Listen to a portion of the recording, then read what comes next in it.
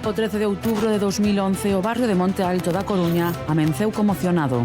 Ante o insoportable cheiro no edificio, unha veciña decide chamar a policía. Y yo cuando bajé y vi que estaba la policía, y dice, ¿usted lo conocía? Como vecino, sí. ¿Y cómo era? Pues mire, para mí era una buena persona. Os bombeiros, ao entrar pola fiestra, atopan a casa revolta e a Manuel Lodeiro, de 78 anos, tumbado na cama, cunha almofada na cabeza. A Policía Nacional detivo unha parella de nacionalidade portuguesa como presuntos homicidas dun home de 75 anos na Coruña.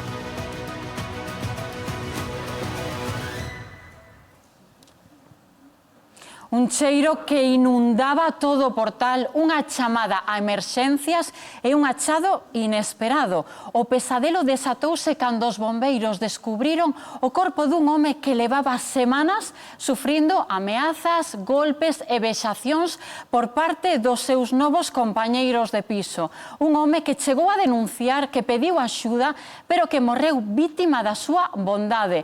Na nosa mesa de hoxe, a forense Berta Rodríguez. Hola, boas tardes. Boa noite, Berta, e o inspector da Policía Judicial de Santiago, Carlos Temprano. Boa noite. Benvido a Expediente Oculto. Carlos, danos un titular que resuma ben a esencia deste crime. El titular sería: dos desalmados aprovechan la hospitalidad y la solidaridad de Manuel para finalmente acabar con su vida. Pois unha verdadeira historia de ingratitude que se trabou así. 13 de outubro de 2011, a Coruña, Rúa Orillamar.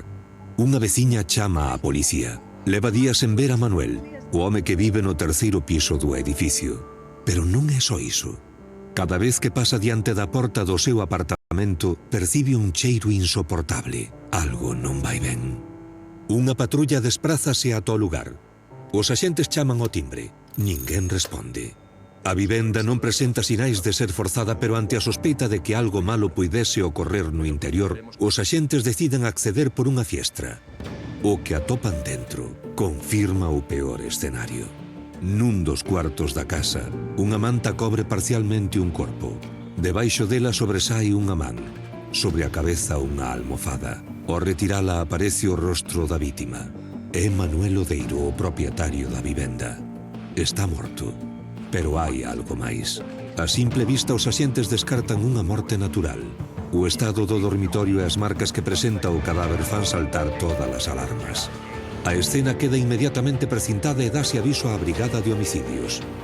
Están no escenario dun crime que será analizado palmo a palmo. E cos resultados da científica, comeza unha carreira contra o reloxo. Os investigadores necesitan reconstruir os últimos días da vítima, saber quen entrou naquela casa e, sobre todo, canto tempo levaba morto Manuel cando o atoparon. Porque cada hora que pasa xoga a favor dos responsables. Coñecía o falecido os seus asasinos. Cantas persoas participaron no crime?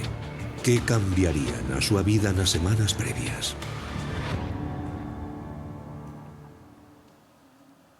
Moitos fíos dos que tirar e unha única resposta. Carlos, que o que se atoparon os primeiros axentes en chegar a esa habitación? Bueno, cuando los bomberos abren la puerta, al entrar por la ventana, abren la puerta a los policías en la habitación del fondo encuentran un varón que está tendido en la cama con una almohada sobre la cabeza. Está todo revuelto, la casa, incluso las mesillas de noche tienen toda la documentación por el suelo. Es decir, había, digamos, fauna cadavérica en el cadáver, es decir, indicios de que llevaba varios días ya fallecido, y ahí pues se valora, ante la posibilidad de cualquier etiología, que puede ser suicida, accidental, homicida o natural, pues se activa el protocolo de delitos violentos y se llama a Policía Judicial, Científica y Médico Forense para iniciar el protocolo de manera estricta ante cualquier posibilidad. Empezan a indagar sobre ese cadáver que estaba tendido sobre esa cama.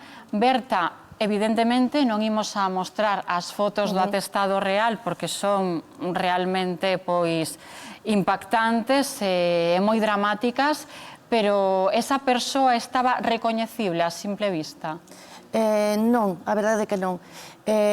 Chama aquí a atención para o médico forense primeiro a situación de que está a porta pechada por dentro e con habitualidade un pensa, bueno, pois será unha persoa maior que encontrou ese mal e morreu na súa casa, solo.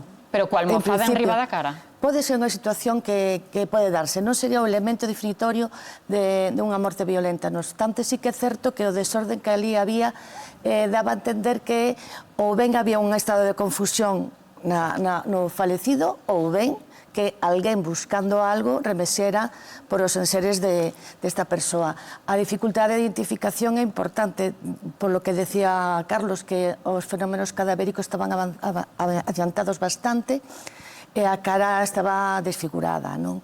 Xa na sala de autopsias, con as probas pertinentes de identificación, conseguiuse, a través da huella dactilar, confirmar a súa identidade, que sería o primeiro paso, e despois as sorpresas. Porque nestos primeiros intres, a simple vista nun corpo que leva varios días descompoñéndose, é imposible detectar lesión. Ok, un piso este remexido non ten ningún problema. A xente que ten síndrome de Diógenes pode facer eso. Unha persoa que se suicida pode tamén ter un momento de descontrol e todo eso. Entón, aquí o problema era que os fenómenos cadavéricos eran tan avanzados que a simple vista pois non se podía ver nada. Por protección, por seguridade, por prevención, o que foi a policía é, vale, vámonos a investigar todo e agardamos que os forenses nos digan cal foi a causa da morte e a ver se nos damos algunha sorpresa. Pero mentras tanto xa empezan a tratalo coa seguridade coa que se investiga un crime. Sí, sempre se pensa que calquer posibilidade pode acontecer, polo que hai que sentar as bases de varias hipóteses de traballo, non? E ir un pouco combinando os achados que coincidan ou que polo menos consunten mellor neste puzzle, non? En esas primeiras horas de indagación, de pesquisas, deste traballo paralelo que nos está dicindo Berta, non? Pode ser unha morte natural, pero tamén pode ser unha morte criminal. Nesos primeiros intres, recabades xa, por exemplo, testemunha dos veciños, se alguén oíra unha pelexa, gritos, berros, chamadas de auxilio... Claro, la policía, una vez que se precinta, bueno, se retira el cuerpo después de hacer el análisis con el forense, ¿no?, en colaboración, se precinta a la espera de la autopsia y determinar la causa real, pero mientras ya la policía ya está paralelamente, los investigadores del grupo de delincuencia organizada y violenta de Coruña, ya se inician las primeras entrevistas con los vecinos para recabar información de qué personas convivían o podían convivir con él, es decir, un poquito los antecedentes de esta persona, de con quién podía convivir o con quién se relacionaba. Y también con el vecindario de, digamos, kioscos próximos, cualquier persona que tuviera relaciones. ¿No? Todo el entorno, sí, se trata de recabar información. Falamos do entorno de Manuel Lodeiro, unha persoa que faleceu víctima da súa bondade.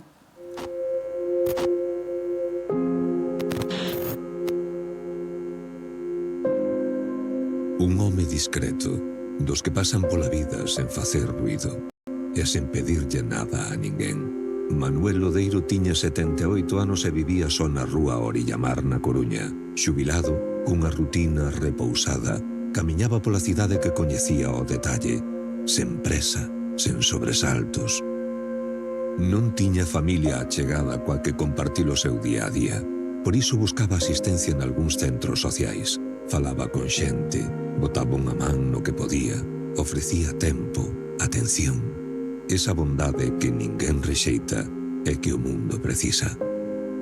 A Manuel non se lle coñecían inimigos, nin contas pendentes, nin sombras ao redor, pero ás veces abonda con abrir a porta equivocada para que todo cambie.